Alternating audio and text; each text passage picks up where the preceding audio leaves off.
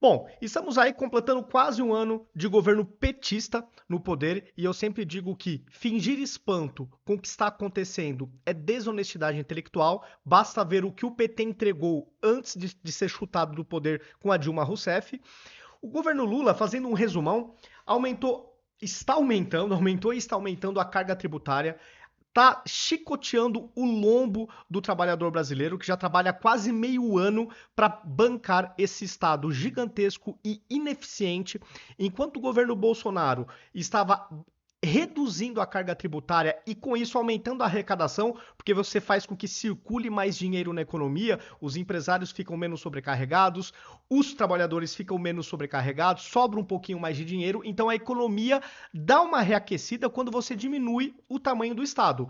Isso é um tanto quanto óbvio, mas a nossa esquerda parece que não entende isso e não para de recriar impostos, aumentar a alíquota de impostos, enfim, aumentando o tamanho do Estado no cangote do cidadão brasileiro, sem se preocupar em antes reduzir um pouco o tamanho do Estado, aumentar a eficiência, nada disso. Eles partem para o mais fácil, que é enfiar a mão no nosso bolso. Infelizmente, esse é um modus operandi da esquerda no geral. E se você pegar a América Latina, então, meu Deus, isso aí é. E se isso se traduzisse em serviços de qualidade, saúde, transporte, segurança pública, a gente até entenderia. E eu pagaria com gosto.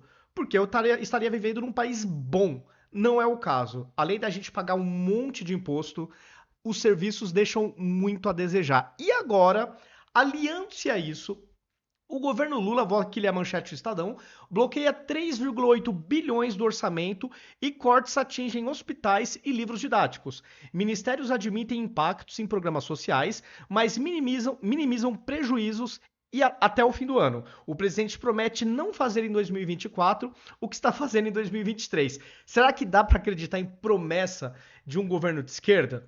Essa já é a primeira pergunta. E aqui na reportagem, a matéria traz o bloqueio do orçamento nas áreas que foram atingidas, tá? Então aqui esse número é em milhões de reais.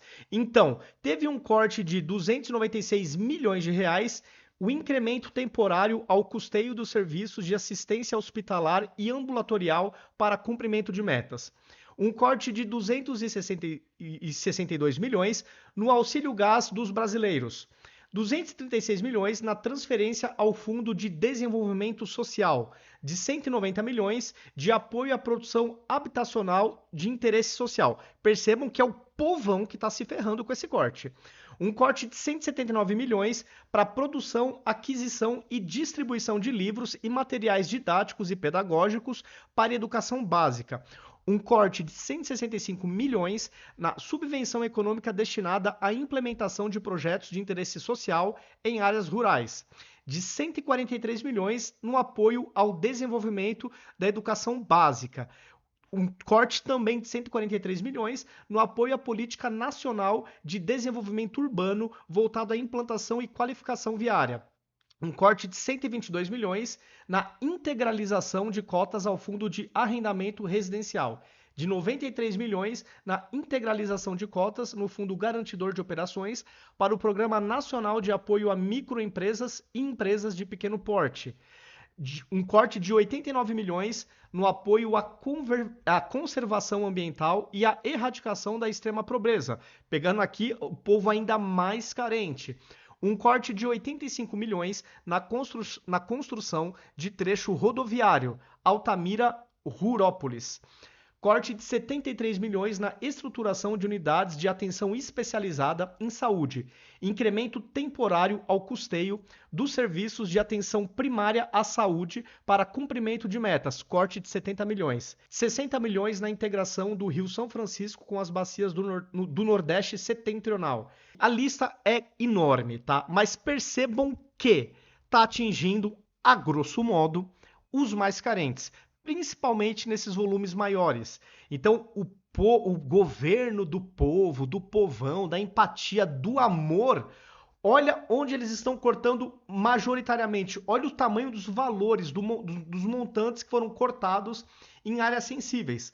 Pegando aqui até os primeiros parágrafos da reportagem, fala o seguinte: com a trava nos gastos, as ações do governo federal nas áreas afetadas correm um risco de paralisarem até o fim do ano ou atrasarem. Os ministérios admitem o impacto para atividades essenciais, mas minimizam os riscos de um apagão nos programas até o fim do ano. Pode não ter um apagão, mas só que ele está completamente comprometido. O escopo total não vai ser atingido. E aí a gente está falando de pessoas carentes. Né, parte dos cortes impactam pessoas carentes. Aspas, o presidente promete não fazer em 2024 o que está fazendo em 2023. Não, só faltava continuar cortando na carne desse jeito, né? Afirma o secretário-geral da Associação Contas Abertas, Gil Castelo Branco. E isso porque eles não param de falar em aumentar impostos, carga tributária e tal. Meu, onde a gente vai parar? O bloqueio acontece quando o governo verifica que há risco de descumprir as regras fiscais durante o ano. Os órgãos do executivo escolhem quais verbas serão atingidas e quais serão poupadas. O valor só é destravado se a situação financeira voltar à normalidade e, até lá, não há garantia de continuidade dos serviços.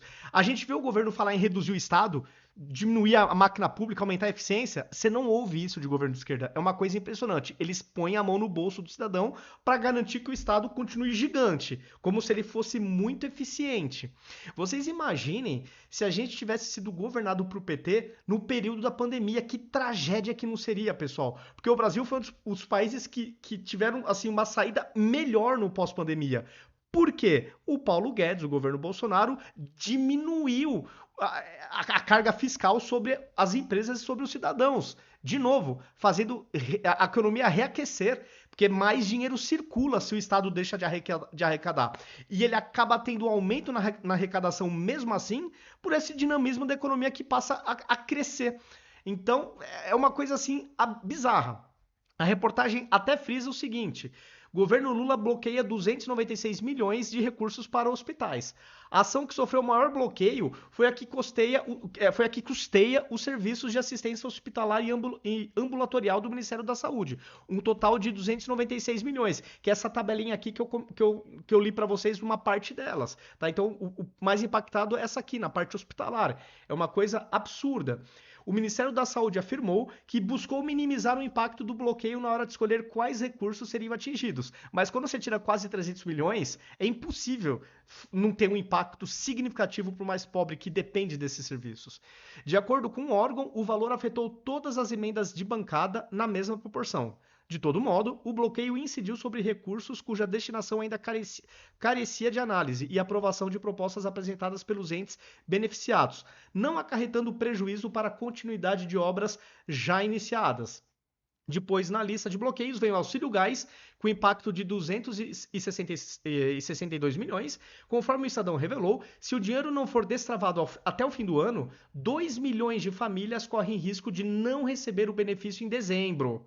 O Ministério do Desenvolvimento Social reconheceu o risco, mas disse que vai tirar dinheiro de outras áreas se o bloqueio não for revertido para garantir o pagamento. Ou seja, o colchão está curto. Para garantir isso, vão ter que tirar dinheiro de outras áreas. No final das contas, o pobre vai estar se ferrando de algum jeito. Ou de um jeito ou de outro. Esse que é o problema.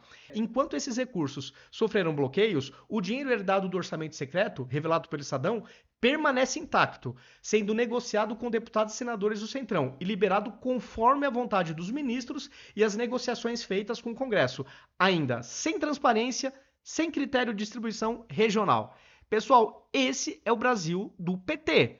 De novo, quem fica espantado ou é muito alienado, não viveu os 4 mandatos passados do PT, ou tem um Alzheimer ou tem desonestidade intelectual, porque olha, não dá para se espantar ou fingir espanto com o que está acontecendo. Pessoal, é isso. Comentem o que vocês acham, estão espantados ou não com esse governo petista. Se gostaram do vídeo, compartilhem, me sigam nas redes sociais, ativem as notificações e até o próximo vídeo.